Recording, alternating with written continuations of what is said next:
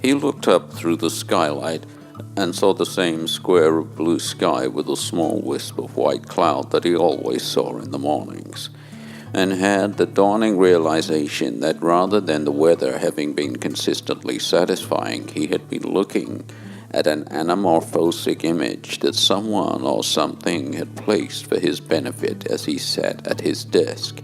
In other words, an image which only made sense viewed from that specific angle. When he stood up, however, and took in the whole vista, the weather was suddenly rich and varied, with a much less settled outlook. Outlook, he mused, that was a particularly English word for the nature of weather in the short term.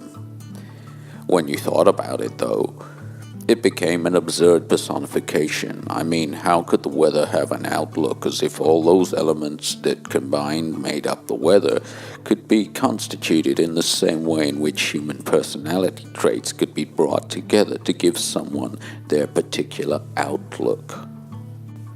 The image, he realized now, was attached to the side of his neighbor's new loft conversion, and that meant that he had potentially been looking at the same patch of bland blue sky every day since the middle of summer when the building had been finished.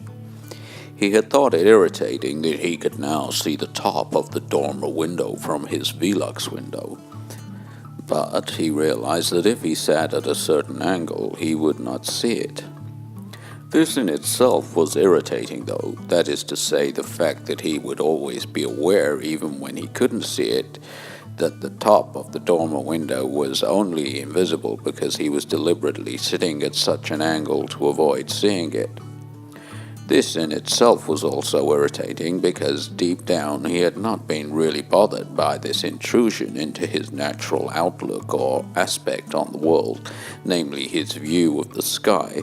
But this small irritation, by virtue of being any kind of irritation, had somehow disrupted his naturally phlegmatic way of being, like a grain of sand in a shoe that you were dying to remove.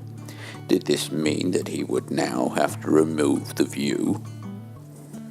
He asked himself, had his neighbor been laughing at him since the summer, or was this actually meant to be a peace offering that no one in their wildest dreams had been expected to be fooled by? A nice sunny outlook placed at the perfect angle if viewed from below the Velux window of his office. Well, perhaps, but this was a trompe l'oeil, a trick, so surely a subterfuge was there in its origin. I mean, after all, everyone knew his neighbor was a madman and a bully, but his wife was always the one who tried to keep the peace. It was always her who openly initiated the planting of the flowers outside the front of the house. There were far more of them than around the back of the house, where the garden was far more functional.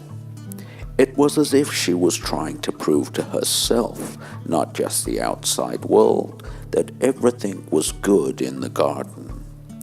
He now saw that this rhomboid of blue sky was just a further part of this facade, this false outlook that she had constructed.